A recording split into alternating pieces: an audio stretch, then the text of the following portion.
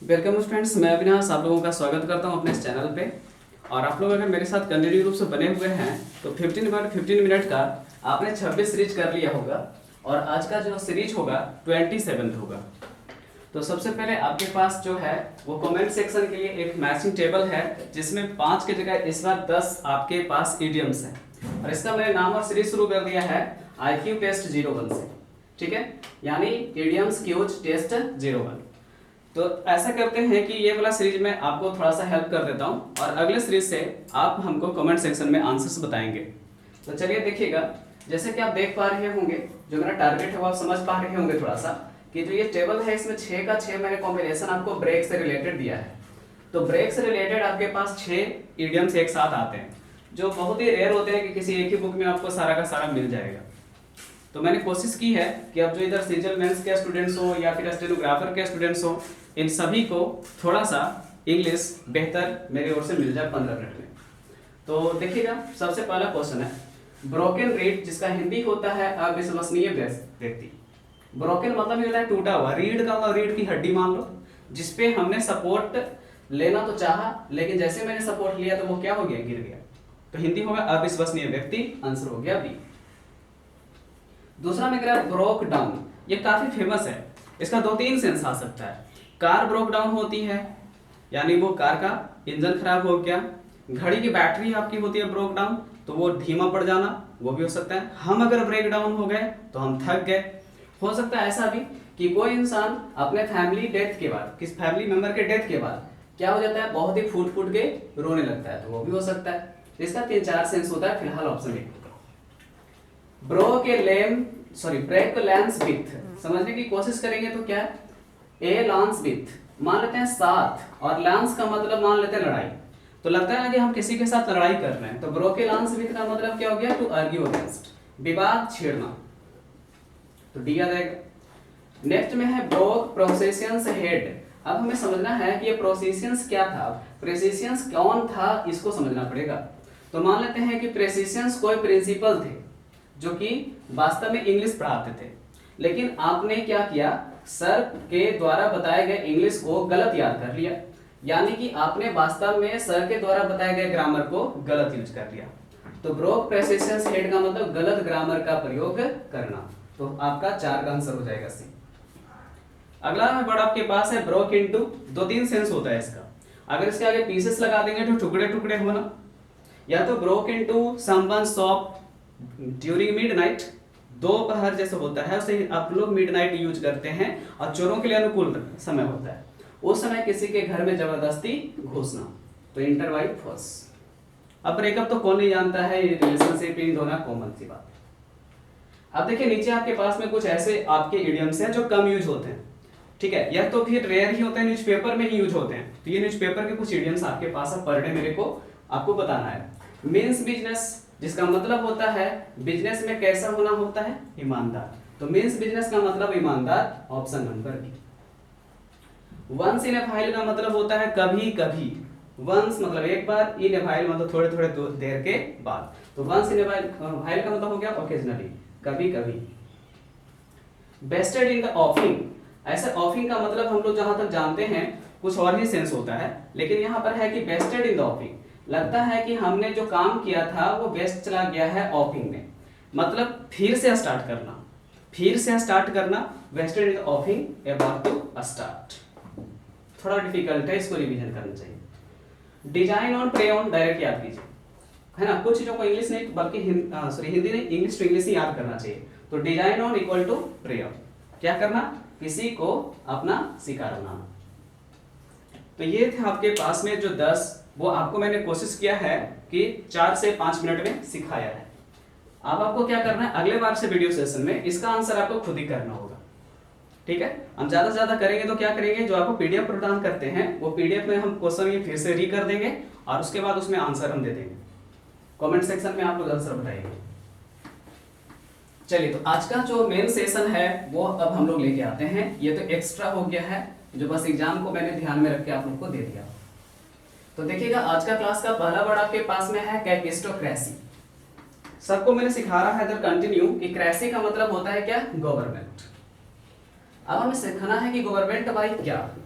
तो तो नहीं लग रहा है कि अजीब सा वर्ड है कैकई जैसा, है ना। तो कैकई जो थी रामायण की सबसे खराब पात्र थी, तो मान लेते हैं गवर्नमेंट बाई वर्स्ट यानी सबसे खराब, और कौन, सिटीजन्स, खराब से खराब लोगों का शासन। चलिए अब इसी को क्या कर सकते हैं, वर्स्ट सिटीजन की जगह अनसिविलाइज्ड, अनसिविलाइज्ड।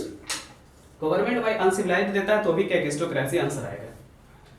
चलिए फेली साइड में आपको पता है कि साइड का मतलब क्या होता है, किलिंग या मर्डर होता है, तो चलिए लिख लेते हैं मर्डर। अब किसका मर्डर ये सीखते हैं। तो फीली जो होता है ना, समझ लेना कि फीलिंग से रिलेटेड है, फीली जो वर्ड है फीलिंग से रिलेटेड है। अब हमको फीलिंग अपने बच्चों के लिए ज्यादा होता है, उसी सेंस में यूज करेंगे, murder of own child. Next में देखो मैट्रिमोनी, आप लोगों ने सुना होगा मैट्रिमोनियल साइट, कुछ समझ में आया, related to marriage, related to marriage है, या इसी को हम लोग दूसरी भाषा में कहते हैं ना स्टेट ऑफ, स्टेट मतलब होता है सिचुएशन या अवस्था, state of being married, being के बाद भी आता है, स्टेट ऑफ बीइंग मैरिड, शादीशुदा होने अवस्था को क्या कहते हैं, मैट्रिमोनी कहते हैं। हिंदी हो जाएगा वैवाहिक। चलिए अगले कॉम्बिनेशंस के पास पहुंचते हैं। अगर आप सेंटीएनियल, जिसमें हमने सीखा था कि एनियल का मतलब होता है प्रत्येक साल, और सेंट का मतलब होता है 100, यानी कि हैपनिंग, हैपनिंग आफ्टर 100 ईयर्स। कोई भी घटना हमारे लाइफ में 100 सालों के बाद रिपीट होती है तो हम उसे सेंटीएनियल कहते हैं। जैसे आपको याद होगा कि 2020 का जो आपदा घटित हुआ, तो हम लोगों ने कहा कि हर 100 साल पर आपदाएं जो होती हैं एक वैश्विक आपदा बन के आती है, ठीक है। यानी कि कहना ये चाह रहा था कि 1920 में भी एक ऐसी आपदा अराउंड में घटित हुई होगी, फिर 1820 में कुछ ऐसे ही बड़ी एक बीमारी आपको आई होगी। तो अब कह सकते हैं कि एपिडेमिक्स जो होते हैं वो क्या होते हैं, सेंटीएनियल हैपन होते हैं। चलिए अगला वर्ड बहुत ही अच्छा है, किसी को समझ में आएगा कि रूटीन को मैंने गलत लिख दिया है। जी नहीं, ये रूटीन नहीं, रेटिन्यू है, और रेटिन्यू जो होता है वो क्या होता है, नंबर ऑफ वर्कर्स होते हैं। आप इसी की जगह सर्वेंट्स यूज कर सकते हैं। घर में कितने सर्वेंट्स होते हैं, इनका एक रूटीन बेस्ड जो आपका संख्या होता है उसी को रेटिन्यू कहते हैं। चलिए तो 5 OWS खत्म हुआ गया। अब हमारे पास इडियम्स यहां से नहीं बल्कि फ्रेजल वर्ब्स होते हैं। चलो सबसे पहले देखो लूप ओवर। अगर हम मान लेते हैं किसी पर्सन के ड्रेस को या ड्रेसिंग को ऊपर नीचे जज कर रहे हैं, ऊपर से नीचे कि उसने क्या क्या पहना है, कहां पे क्या पहना है, तो हम उसको ऊपर से नीचे लुक ओवर कर रहे हैं। यानी क्या हो जाएगा, टू एग्जामिन। और कैसे, सावधानी से। तो हिंदी होगा सावधानी पूर्वक जांचना, to examine carefully. Next combination आपके पास बहुत ही खूबसूरत है, और ये खास करके बसंत ऋतु के क्वेश्चंस में आता है। तो सेट इन किसके लिए बना, कहा ऋतु यानी सीजन्स के लिए। हो सकता है कि आप किसी फेस्टिवल का इंतजार करते हैं साल में, तो सेट इन है फेस्टिवल या सेट इन है सीजन, यानी कि क्या होगा, टू स्टार्ट, ठीक है, टू स्टार्ट अ फेस्टिवल या सीजन। किसी भी त्योहार का या मौसम का शुरुआत होना सेटिंग कहलाता है। अब देखो एक रीडिंग मेथड से आप क्या कर सकते हो, इसको बेहतर कर सकते हो। सेट इन तो सीजन के लिए यूज आपने किया, किसी ने पूछ दिया तो बताओ जी फैक्ट्री के लिए क्या यूज करेंगे, तो आपको कहना पड़ेगा कि हम फैक्ट्री के लिए क्या करेंगे, सेटअप। तो सेटअप जो होता है वो क्या होता है, स्थापित करना। चलिए एक वर्ड एक्स्ट्रा मैंने आपको सिखाया। नेक्स्ट कॉम्बिनेशन के लिए आप आइए मेरे साथ 8 नंबर के पास।